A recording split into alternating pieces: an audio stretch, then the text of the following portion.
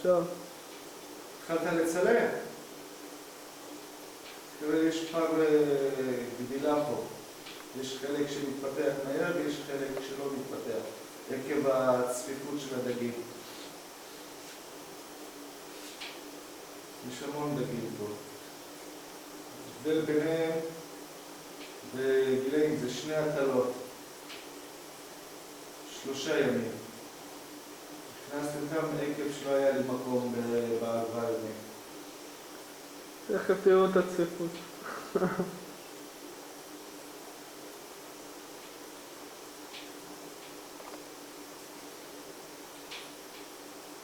בשלב הזה הם עדיין לא נותנים צבע לדגים.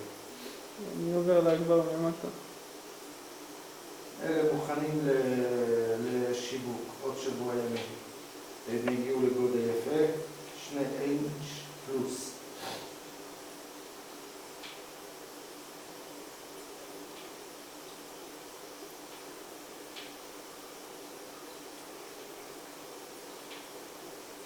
תצלם גם את הגופים של האח שלך.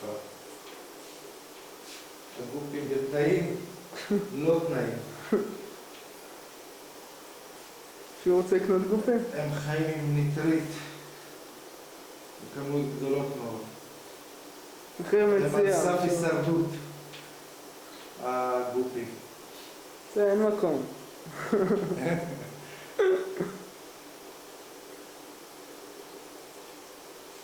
הנה, פה אם אתה יכול לצלם, יש פה גם דגים פרדים. איך את מתקרב? טוב.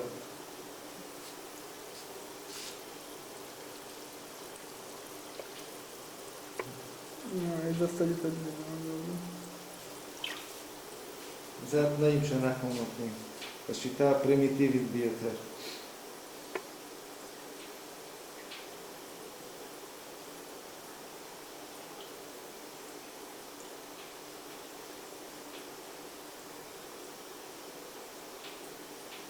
להמחיש.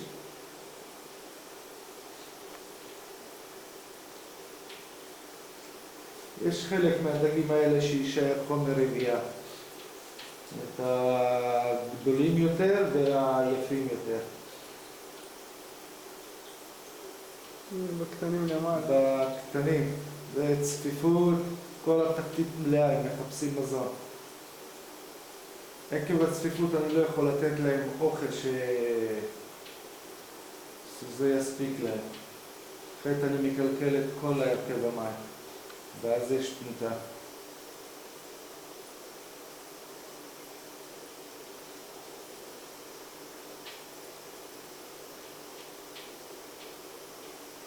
בעיקרון זה על 2 זוגות אני עובד.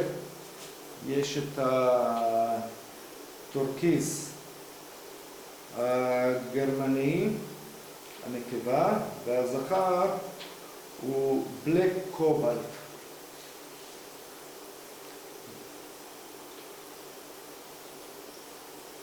אנחנו נגיע גם להורים אחרי שנגמור את כל הדברים של הדגיגים.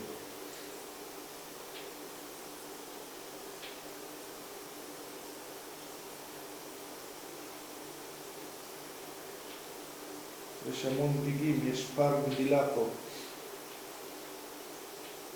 שכרגע קשה להתמודד עם זה עקב הצפיפות.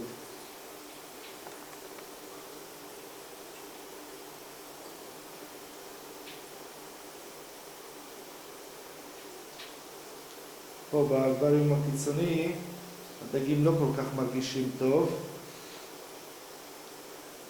עוד היום הם יקבלו טיפול.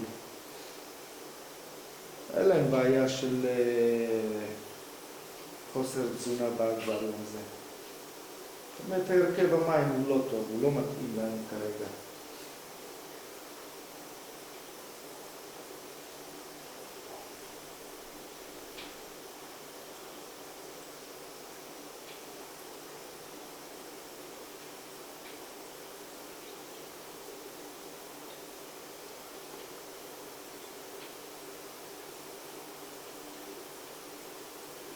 יש המון גיגים פה, באקווריום הקטן.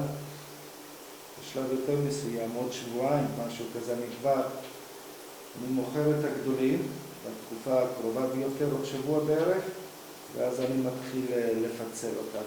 פחות או יותר אותו גודל, לחלק אותם לשלושה אקווריומים של הגדולים, שמועמדים למכירה.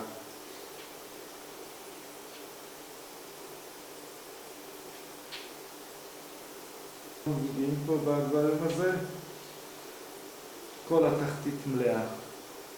הם מחפשים מזון. תעבור להקת מועמדים להורים, אני מעריך עוד 3-4 חודשים הם יתחילו. הנקבות הן מטילות. יש שני נקבות שם, שניהם טורקיזים. שהן הנקבות, הן מטילות יחד בתוך האקווריום, אבל אני לא מנסה אפילו לטפל, אני נותן להם לגדול יותר. לא מעמיס עליהם יותר מדי. אתה עובר זוג צעיר מאוד, אני מעריך הם בגיל שנה וחודש. אלה גידלתי אותם מהשם בגיל, קניתי אותם קטנים מאוד. וזה זוג, עדיין לא עובד, נקבה מטילה, אבל הזכר לא יודע מה עושים בכלל. הם צעירים מאוד. זה טורקיז, מלפני 12-14 שנה מכרו בודד $10,000. זה זוג, הנקבה היא פיג'ין בלאד, והזכר פיג'ין בלאד סטון. הזוג הזה שילמתי על הסטון, פיג'ין סטון, שילמתי המון כסף. שילמתי 700 שקל ליחידה. הנקבה מתה לי, אז הכנסתי אותו עם נקבה אחרת, והם עדיין לא עובדים. יש להם, הם מטילים, עדיין הם לא יודעים לטפל. פה נוסף עוד להקה של חומר רבייה. הם מצבם לא כל כך טוב, ויש פה פיג'ין, ווייט פיג'ין ואיגל, נשר האדום, התחתון מצד ימין. למעלה זה דג מעורב שחשבתי אותו נקבה, חשבתי לחבר אותו לווייט פיג'ין. הנה החום פה הוא מדכא את כולם, הוא לא נותן להם לחיות בתנאים טובים. פה יש לנו בלק קובלט, הזכר הכאה הזה, זה בלק קובלט, דג יקר מאוד, והנקבה טורקיז גרמני. הקו הנקי ביותר, לא מה שאנשים מוכרים דגים, סתם תוקעים שמות. זו הנקבה טורקיז גרמני.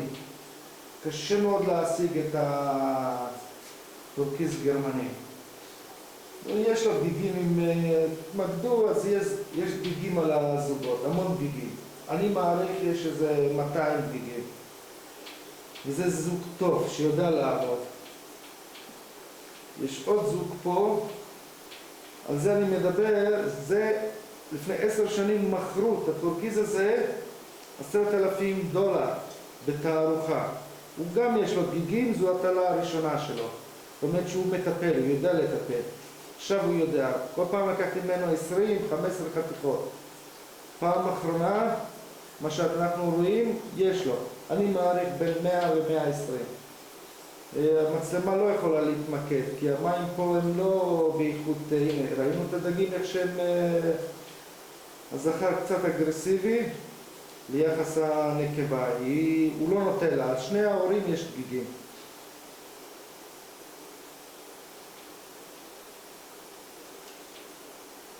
יש פה עוד זוג שנמצא בשלב בחיבור, אני מחבר אותם, אני מנסה לאלץ אותם שהם יהיו זוג.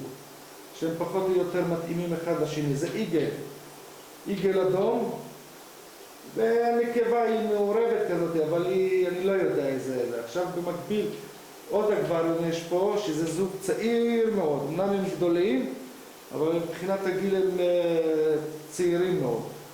זה זכר ונקבה, עדיין לא עושים כלום. אני מנסה.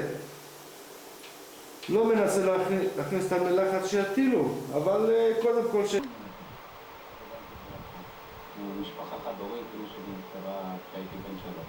הפכתי מילד שהוא מופרע ובעייתי ומפריע ומרגיש שהם מסוגלים לטפל בצאצאים שלהם. זה מה שיש. כרגע יש לי 3 זוגות, אפשר לומר 2.5 זוגות שהם יודעים לעבוד. השאר, יש עוד 3 זוגות נוספים שאנחנו ראינו,